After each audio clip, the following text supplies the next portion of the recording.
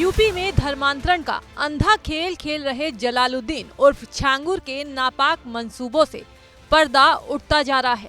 जांच के बीच बलरामपुर धर्मांतरण केस के तार अब यूपी के मेरठ से जुड़ गए हैं। वो ऐसे क्योंकि धर्मांतरण के मास्टरमाइंड छांगुर के खास बदर अली सिद्दीकी पर पुलिस ने शिकंजा कसना शुरू कर दिया है। बताया जा रहा है कि बदर अली मेरठ का रहने वाला था। आरोप है कि उसने अभी तक दर्जनों लड़कियों को बहला फुसलाकर छांगुर तक पहुंचाया, जिसमें मेरठ की एक पीड़िता का नाम शामिल है। वो नोएडा में एयर होस्टेस की पढ़ाई कर रही थी।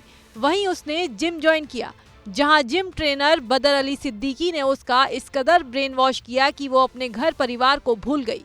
आरोप है कि 2019 में वो उसी युवती को लेकर फरार हुआ था।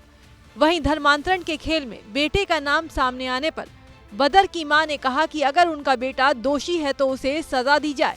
गुनहगार है, चाहे वो मेरा बेटा हो, कुछ भी हो, अगर वो गलती करता है उसे सजा दो आप, हमें कोई दिक्कत नहीं है, ना ही वो हमारे साथ है। आंटी आखिरी बार मुलाकात मुकदमे के बारे में क्या बता रही थी? ये बता रही थी कि वो उस पे यही आरोप था कि लड़की को ले गया, लड़की ने आगे उसके पक्ष में बयान दे दिए थे। सुना था उन्होंने शादी कर ली दोनों ने।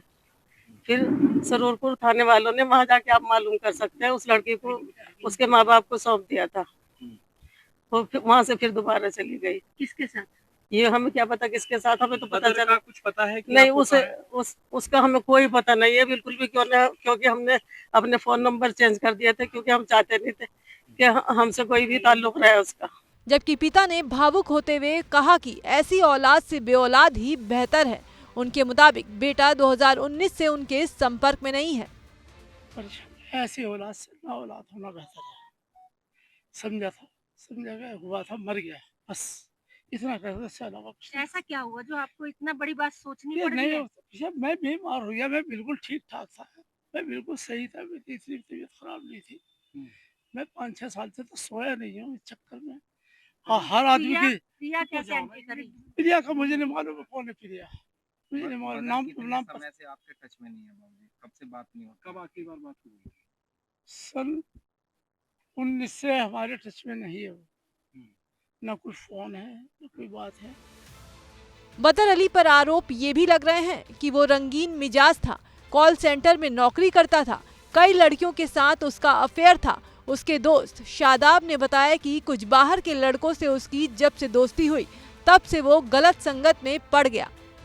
माँ बाप ने उसको बेदखल कर दिया था अपनी विरासत से, क्योंकि कुछ उसका मतलब प्रेम प्रसंग का मामला चला था काफ़ी टाइम पहले। उसके बाद से उनके माँ बाप ने उसको बेदखल कर दिया था अपनी प्रॉपर्टी से, हर तरह से।